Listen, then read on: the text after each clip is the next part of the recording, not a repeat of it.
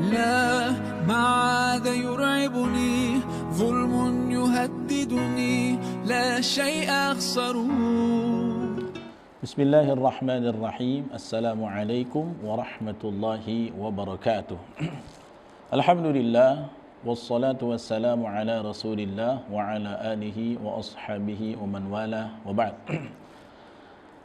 Ikhwatal iman, a'azani Allah wa iyyakum. Alhamdulillah wa syukrulillah wa la hawla wa la quwwata illa billah. Allahumma salli wa sallim wa barik ala sayyidina Muhammad ibni Abdullah wa ala alihi wa sahbihi wa man wala wa ba'd. Ikhwatal iman wa akhwati fid din, a'azani Allah wa iyyakum. Alhamdulillah, kita bersyukur kepada Allah pada kesempatan kali ini kita ingin mengulas satu pembahasan yang cukup urgent dalam cabang-cabang ilmu di dalam pendidikan agama Islam. Saudaraku sekalian, di dalam literatur Islam ada yang disebut dengan sirah. Kalau kita terjemahkan dengan bahasa kita disebut dengan sejarah. Ya. Sejarah ini adalah soko guru peradaban. Sejarah ini akan memberikan bagaimana langkah-langkah pembelajaran ibrah dan hikmah yang terbaik dari umat sebelumnya, dipetik hikmahnya untuk diambil langkah yang paling baik bagi umat setelahnya. Nah, di dalam Islam, sejarah itu memiliki kedudukan yang sangat urgent. Bahkan kalau bisa dibilang dia adalah salah satu pondasi tentang referensi ilmu-ilmu keislaman. Kenapa begitu? Yang pertama, kalau kita lihat Al-Quran itu yang 30 juz, kata para ahli sejarah dan para ulama, Al-Quran itu sepertiganya itu isinya kisah. Jadi Al-Quran itu tidak semuanya membahas tentang hakam hukum agama, ya, bukan membahas tentang akhirat, tetapi juga membahas tentang umat-umat sebelumnya. Ya, karena itu di dalam Al-Quran yang 30 juz hari ini kita baca, kita dapati hampir sepertiga daripada isi konten dari Al-Quran itu adalah membahas tentang sejarah, yaitu bagaimana kehidupan orang-orang terdahulu, bagaimana diulas tentang umat terdahulu yang uhliku bidzunubihim, mereka dibinasakan oleh Allah karena dosa-dosa mereka, agar kita mengambil pelajaran menghindari pola hidup seperti mereka. Atau ya, kehidupan para anbiya, para rasul, para salihin yang sebelum kita yang telah berada di dalam garis kebenaran, garis tauhid, di dalam menegakkan nilai-nilai Islam. Nah, karena itu yang disebut dengan sejarah itu adalah salah satu urgensi keilmuan, cabang keilmuan yang harus dipelajari oleh para mukmin mukminah. Ya, karena Al-Qur'an sepertiganya isinya adalah sejarah. Nah, ikhwatal iman wa akhwati fid din, azakumullah. Selain itu, Rasulullah sallallahu alaihi wasallam itu yang akhirnya mendapatkan predikat Rasul dan para sahabat sebagai kuntum khaira ummah, sebagai umat terbaik di alam semesta ini adalah masanya Rasul dan para sahabat. Dan rupanya Rasul itu dididik dengan ya, pembelajarannya adalah tentang sejarah. Bagaimana Rasulullah sallallahu alaihi wasallam diinfokan, dikhabarkan oleh Allah, yaitu tentang bagaimana pendahulunya rasul-rasul, para anbiya, umat-umat yang sebelumnya. Ya, sehingga Rasulullah dididik dengan sejarah bagaimana umat-umat terdahulu mengambil langkah ke depan sehingga Nabi dan para sahabat layak mendapatkan predikat sebagai masa terbaik, ya, bahkan the golden generation, generasi yang emas dalam seluruh kehidupan tatanan manusia, dan dididik dengan sejarah. Nah, salah satunya kalau kita lihat sejarah surah Al-Kahfi, ya, ketika masa-masa pertama keislaman, Rasulullah pernah dan para sahabat tertindas ketika dalam fase Mekah. Dalam fase Mekah Nabi mendapatkan perlawanan, permusuhan, kemudian ada para sahabat yang dari perbudakan harus berjuang, ya, kemudian ada yang dimusuhi oleh keluarganya. Maka ketika awal-awal keislaman, berat-beratnya kaum muslimin mendapatkan bala, musibah dan ujian dari kafir Quraisy, Allah turunkan apa? Surat Al-Kahfi. Yang mana sahabat sekalian harus tahu di dalam surah Al-Kahfi itu isinya bukan saja Al-Kahfi itu memiliki fadilah untuk melindungi kita, dibaca setiap Kamis malam Jumat atau hari Jumat, tetapi di surah Al-Kahfi itu ada ya kisah yang berjumlah 4 kisah. Ada kisah Harun, Musa, Zulkarnain, Ashabul Kahfi. Lihat bagaimana rupanya ketika surah Al-Kahfi ini turun untuk menguatkan ya keimanan, konsistensi keimanan dari para sahabat dan Rasulullah, Allah turunkan surah Al-Kahfi. Isinya apa? Kebanyakan adalah kisah. Ya, inilah kisah-kisah sejarah yang sebenarnya menjadi penting bagi kita semua. Makanya kalau hari ini ya aneh sekali bagi kita kalau hari ini sejarah itu seperti terlupakan. Ya, sirah Nabi itu menjadi hal yang ya unprioritas, bukan jadi utama. Padahal ini salah satu alat fundamental kita untuk memahami Islam dengan baik. Dulu sebelumnya beberapa tahun silam, mungkin 10 tahun silam, di sekolah-sekolah Islam masih ada mata pelajaran sirah. Tapi hari ini karena ketika kerjasama dengan pemerintah, dengan Diknas, ataupun ada target-target akademik yang lain, mulai hari ini di sekolah-sekolah Islam banyak yang akhirnya menggugurkan mata pelajaran sirah. Untuk apa? Memprioritaskan ke yang lain, ke akademik. Ini yang sungguh aneh dan sungguh menyedihkan, karena sebenarnya sejarah itu adalah tonggak untuk kita menjadikan generasi kita menjadi generasi yang terbaik, mengambil pelajaran dari umat-umat yang terdahulu. Nah, inilah yang menjadi keprihatinan kita semua. Nah, saudaraku sekalian, ikhwatal iman wa akhwati fiddin, a'azani Allah wa iyyakum, di dalam Al-Quran bahkan ada satu surah yang disebut dengan surah tentang kisah-kisah sejarah. Ada yang tahu kira-kira surah apa? Ya, surah Al-Qasas. Bahkan ada Al-Quran menyebut satu surat disebut dengan surat Al-Qasas. Qasas ini jamak dari kisah, yang artinya kisah. Lihat bagaimana satu surat dalam Al-Quran disebut dengan surat tentang kisah-kisah. Membahas tentang sejarah umat-umat yang durjana, atau membahas tentang umat-umat yang bertakwa, untuk dijadikan pelajaran kita yang hari ini mendengar kisah-kisah orang terdahulu. Tapi kenapa hari ini pelajaran tentang sejarah seolah-olah mulai terkikis dan hilang, ya, dianggap sesuatu yang tidak penting. Maka ini yang harus kita perbaiki, ya. Bahkan dalam ilmu keduniaan banyak tokoh-tokoh founding fathers Indonesia mengatakan jas merah, jangan pernah kamu melupakan sejarah. Inilah pentingnya kedudukan sejarah untuk menguatkan iman-iman kaum muslimin dan muslimat. Nah, tapi yang harus jadi catatan kita, di dalam Al-Quran tidak ada yang disebut dengan dongeng, ya, karena Al-Quran menolak disebut dongeng. Ya, di dongeng disebut dengan asatirul awwalin, ya, asatirul awwalin. Al-Quran tidak mau menyebut ya dalam sejarah itu sebagai dongeng, tidak, tetapi menyebutkan kisah. Apa perbedaan sejarah kisah dengan dongeng? Dongeng itu bisa terjadi, bisa tidak. Tetapi kalau kisah adalah sesuatu yang memang pernah terjadi, ya, memang nyata terjadi, terrealisasi, menjadi tinta emas sebagai pelajaran umat-umat yang berikutnya. Nah, inilah yang hari ini kita akan coba bahas. Semoga nanti kita bisa mengupas bagaimana tentang kajian sirah, sejarah Nabi Sallallahu Alaihi Wasallam. Nah, sekarang pertanyaannya, kenapa kita harus mengkaji sirah? Apa urgensinya? Kenapa harus sejarah? Kenapa harus sirah? Ya. Nah, yang pertama, sejarah itu salah satu metodologi terbaik untuk mengingatkan berdakwah, mengingatkan saudara kita yang lain. Itulah uslub Al-Quran. Bagaimana Al-Quran itu merubah attitude para sahabat Rasulullah dan para sahabat dengan pendekatan sejarah, menceritakan umat terdahulu. Makanya ini uslub dalam menasehati adalah dengan menceritakan kisah orang terdahulu, ya.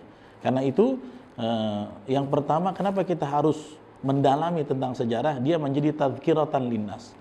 Nah, salah satu contohnya, kalau kita punya sahabat atau teman yang umpamanya dia melakukan hal-hal yang dibenci oleh Allah Subhanahu wa taala. Kalau kita menegurnya secara langsung, maka itu sangat menjadi tidak etis bagi dia, ya. Seperti contoh, kalau ada orang yang suka dia seperti salah satu contohnya mubazir, ya, melakukan hal-hal yang boros. Kalau kita nasihati, Anda jangan mubazir, karena mubazir itu temannya syaitan. Wah, itu maka kalau kita nasihati seperti itu, usulnya dia akan tersinggung. Kalau ada orang kita yang teman kita, saudara kita menjadi penguasa, kemudian dengan kekuasaannya berbuat semena-mena, kita datang kepada dia, nasihati dia, kamu jadi penguasa jangan semena-mena. Maka tiba-tiba kita akan berdakwah dengan cara itu, uslub itu sulit untuk diterima. Tetapi kalau kita menggunakan uslub pendekatan sejarah, maka ini bisa lebih lembut dan diterima sebagai tadkirah buat dia. Seperti kita ceritakan, kamu tahu nggak kisah Fir'aun, kisah Namrud, yang memiliki tahta kekuasaan sepertiga dunia. Karena terlalu asik dengan tahtanya, akhirnya melakukan kebijakan-kebijakan yang zalim kepada masyarakatnya. Bahkan dalam satu klimaksnya, Fir'aun karena merasa kuat, sehat, tidak pernah sakit, kemudian merasa punya kekuasaan sepertiga dunia, akhirnya mengaku Tuhan, melupakan Allah, merasa dirinya adidaya, kuat. Maka kita bisa, coba kamu ambil pelajaran dari kisah ini. Itu sangat uslub yang lembut dalam tadhkirah. Karena itu kita perlu menggunakan satu cara dalam berdakwah yang tidak bisa kita lupakan, adalah dengan melalui pendekatan sejarah. Yang kedua, sejarah itu merupakan sarana untuk menguatkan iman para rasul.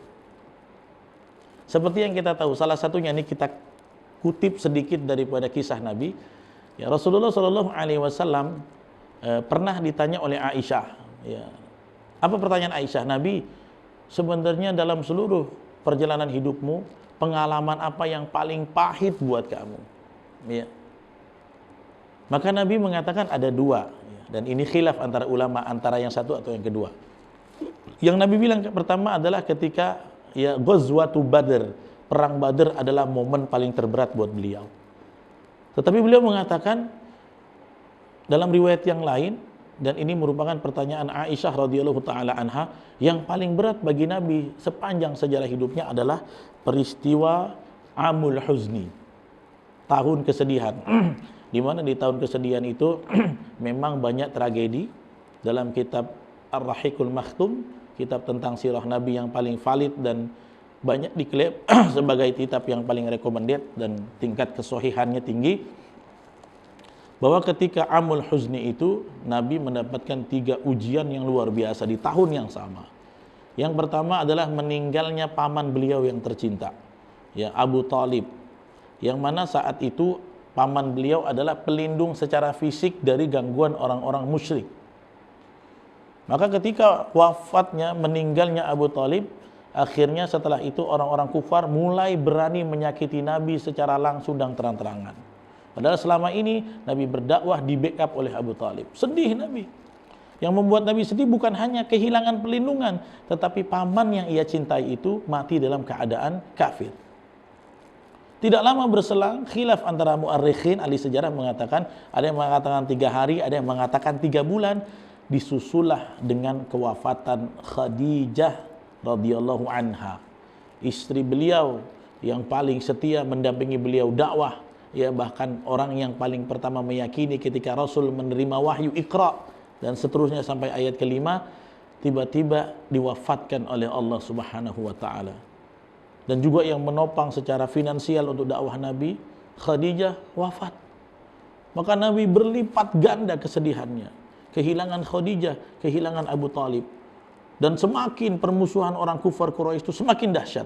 Akhirnya Nabi putuskan untuk berdakwah di Taif. Di tahun yang sama, bayangkan ikhwah fillah. Nah, ketika Nabi dakwah di Taif, rupanya di hari itu tidak ada satupun, ya, 1 pekan Nabi berkeliling di kota Taif, ya, marra 'alal qabail, melewati kabilah demi kabilah mengajak kepada orang kepada Islam, tapi 1 pekan tidak ada satupun mereka yang mau memeluk Islam. Bahkan Nabi diusir, Nabi dilempar, ya, sehingga kaki beliau bercucuran dengan darah. Bayangkan di kota Taif, dan itu di tahun yang sama. Maka ketika itulah, ya, Allah Subhanahu wa taala menghibur Nabi. Menghibur Nabi dengan apa? Membawa Nabi perjalanan Isra dan Mi'raj. Itu yang dilakukan oleh Allah untuk menghibur Nabi. Dan yang kedua, dalam hari-hari berat itu Allah turunkan kepada Nabi, ya, 3 surah, ya. Salah satunya adalah surat Hud dan surat Yusuf. Dan apa yang ada di surat Yusuf itu adalah tentang sejarah Nabi Yusuf yang pernah dizalimi bukan oleh kaumnya saja, tetapi oleh adik-beradik saudaranya.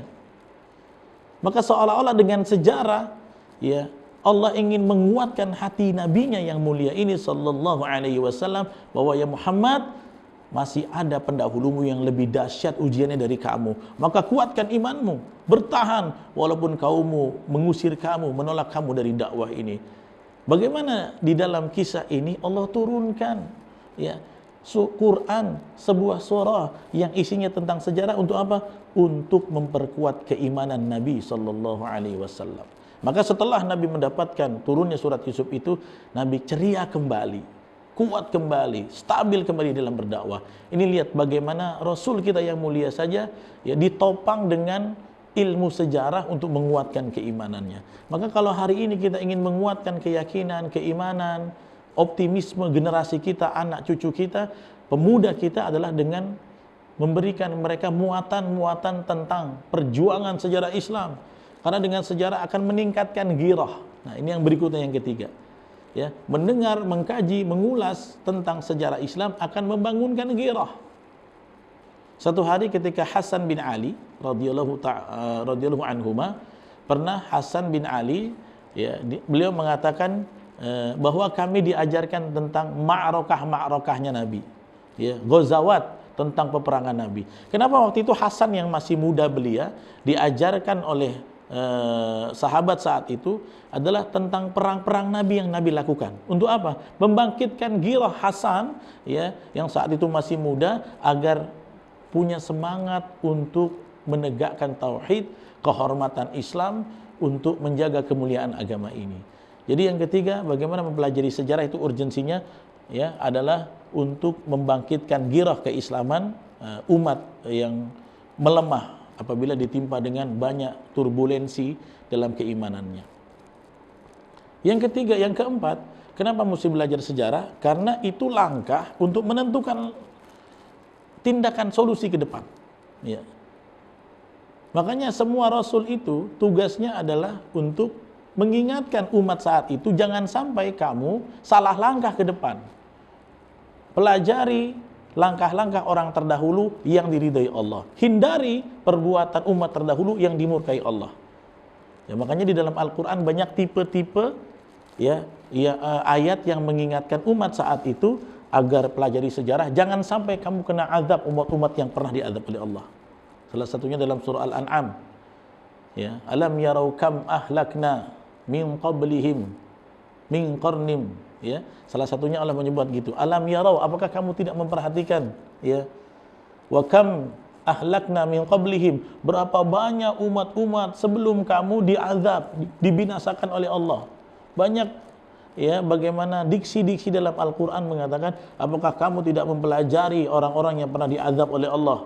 Kaum Tsamud, kaum Ad, ya, orang-orang yang merasa hebat, sombong, tidak mau beribadah kepada Allah, tidak menerima tauhid, tidak mau meyakini hari akhirat, akhirnya apa? Ahlaku bidzunubihim.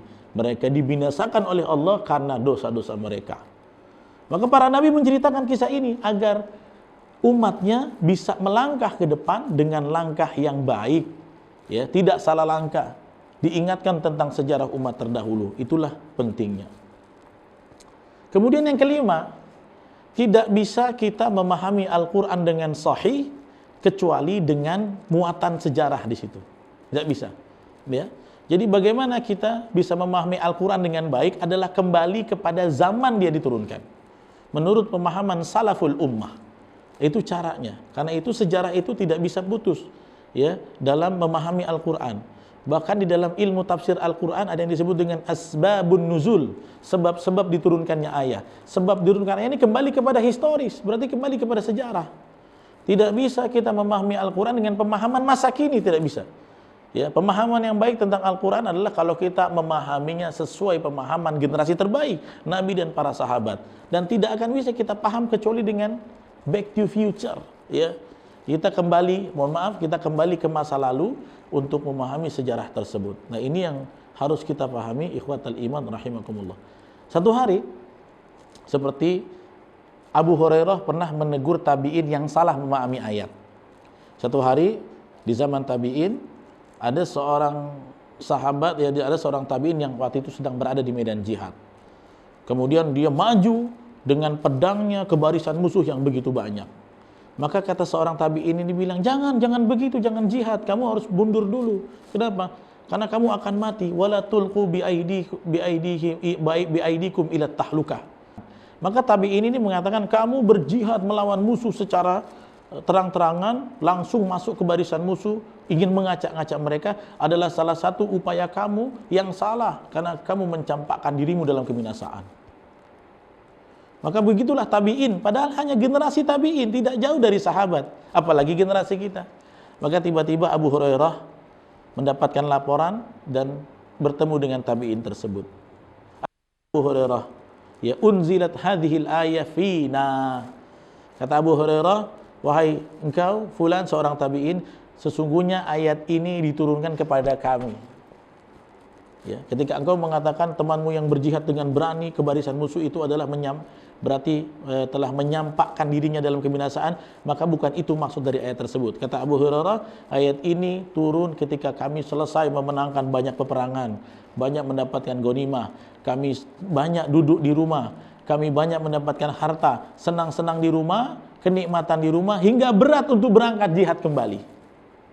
Justru ayat ini mengatakan jangan kamu campakkan dirimu dalam kenikmatan, ya, dalam kemewahan, dalam kenyamanan hidup di dunia, sehingga kamu sekalian qu'ud anil jihad, kamu duduk tidak mau berangkat jihad lagi. Justru ayat ini memberitakan kepada kami untuk berjihad, jangan santai-santai. Karena kehancuran itu bukan ya menyampakkan diri dalam kebinasaan, bukan berarti jihad, tetapi kalian terlalu bergelimangan harta, lupa dari berjihad. Makanya ini ikhwah fillah, bagaimana tabi'in saja bisa salah, hampir salah dalam memahami Al-Quran. Karena apa? Karena tidak mempelajari sejarahnya, historisnya. Diluruskan oleh Abu Hurairah radhiyallahu anhu. Karena itu kita, kalau ingin memahami Al-Quran dengan baik, adalah tidak ada cara yang lebih baik dengan muatan sejarah. Kita pelajari tentang sejarah. Bagaimana ayat ini turun, di fase mana ayat ini turun, untuk apa, dan apa latar belakang ayat ini turun, semua akan kita dapat ilmunya dari sejarah Islam. Ya. Di dalam Al-Quran juga yang keenam, Allah sebutkan sejarah itu, sirah itu sebagai ibrah. Tetapi memang tidak semua orang bisa mengambil ibrah. Siapa yang bisa mengambil ibrah? Liulil albab. Allah katakan liulil albab. Dalam surat Yusuf ayat 101, ya, ayat yang paling terakhir dalam surat Yusuf, ya, Allah mengatakan apa? Laqad kana fi qasasihim ibratun liulil albab. Allah sebutkan laqad kana fi qasasihim, sungguh telah ada dalam kisah-kisah sejarah mereka. Allah sebut tentang kisah-kisah, ya. Laqad kana fi qasasihim, dalam kisah mereka, apa yang ada dalam kisah sejarah itu? Ibrah liulil albab, kata Allah. Ibrah itu adalah pelajaran untuk orang-orang yang memiliki akal pikiran. Ya. Al-Quran dan sejarah itu bukan yang dongeng dikarang-karang. Karena itu dalam ayat tersebut Allah lanjutkan, maka na haditsai yuftara. Ya, dia bukan kisah-kisah yang dikarang, tetapi apa? Quran dan sejarah sebagai walakin tasdiqal ladzi baina yadayhi. Al-Quran turun, sejarah itu diungkap dalam Al-Quran adalah untuk membenarkan kitab-kitab yang sebelumnya. Wa tafsil, ya, likulli syai'. Al-Quran itu gunanya adalah untuk menjelaskan terperinci segala sesuatu. Bagaimana ini fungsi daripada Al-Quran dan sejarah itu, ibrah, ya. Kemudian apa kata Allah? Wa hudaw wa rahmah, ya. Sebagai petunjuk, sebagai rahmat, ya, untuk orang-orang yang beriman, ya. Itu adalah fungsi sejarah di dalam Islam. Bagaimana kita mengetahui pentingnya, dan Allah katakan di dalam sejarah itu ada ibrah liulil albab. Yang terakhir, ikhwatul iman, yang ketujuh, rahimani wa rahimakumullah, sejarah itu kadang-kadang menjadi wasilah turunnya hidayah kepada orang-orang yang belum mengenal Allah. Bagaimana kita tahu ketika awal-awal diskriminasi kepada Islam, akhirnya Rasulullah mendapatkan perintah dari Allah, menawarkan kepada sahabat yang tidak tahan dengan penyiksaan di Mekah, boleh hijrah. Waktu itu gelombang hijrah pertama adalah ke Habasyah. Kenapa? Karena di Habasyah itu Nabi mengatakan ada Malik, ya, seorang raja yang disebut dengan Raja Najasyi yang berpaham Nasrani, dan dia adalah raja di Habasyah. Lam yudlamu ahad, ya tidak pernah menzolimi siapapun rakyat di bawah penguasaannya, di bawah kekuasaannya, walaupun berakidah yang berbeda. Namanya Raja Najasyi. Maka ketika para sahabat, termasuk saat itu ada Utsman bin Affan, berhijrah ke Habasyah, tinggal untuk mengamankan akidah mereka di atas raja kafir yang baik, maka saat itu banyak di antara ketua kabilah dari kafir Quraisy datang untuk menyebut mereka, menemui Raja Najasyi, mengatakan apa? Raja Najasyi, kembalikan mereka orang-orang Arab ini ke kampung kami. Kenapa? Karena mereka ini orang-orang yang telah lari dari agama kami. Kemudian ditanyakan, kenapa? Apakah betul yang dikatakan Abu Sufyan saat itu? Abu Sufyan dalam keadaan masih kafir dan dia yang menjemputnya. Maka teman-teman di antara orang-orang yang berhijrah ke Habasyah mengatakan, tidak, kami mengikuti Nabi kami yang mengajarkan kebenaran. Maka Raja Najasyi saat itu menyidang mereka, apa yang diajarkan Nabi kalian? Salat, berkata jujur, silaturrahim, ya, hanya menuhankan Allah saja, bertauhid kepada Allah. Maka kata Raja Najasyi, kamu Abu Sufyan tidak bisa menyebut mereka. Kemudian apalagi yang diberitakan oleh nabimu, kata Raja Najasyi kepada para muhajirin ke Habasyah. Maka saat itu mereka menyebutkan tentang surah Maryam. Kaf ha ya ain sad. Menceritakan tentang apa? Zakaria idnada rabbahu nidaan khafiyya. Menceritakan tentang Zakaria. Siapa Zakaria? Ya, adalah pengasuh Maryam. Siapa Maryam? Adalah ibunda dari Isa alaihissalam yang diyakini oleh Raja Najasyi sebagai sejarah mereka, Nabi Isa.